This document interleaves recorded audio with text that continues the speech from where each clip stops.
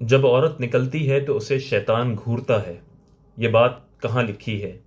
حدیث پاک میں آتا ہے، مشکات شریف میں یہ حدیث پاک ہے 3109 نمبر، وَأَنْهُ عَنِ النَّبِيِّ صلی اللہ علیہ وسلم قال المرأة عورة فإذا خرجت استشرفها الشیطان، رواہ ترمذی۔ یہ ترمذی شریف میں حدیث پاک ہے، روایت کرتے ہیں کہ نبی کریم صلی اللہ علیہ وسلم نے فرمایا کہ عورت چھپانے کے لائق ہے، جب عورت نکلتی ہے تو اسے شیطان گھورتا ہے۔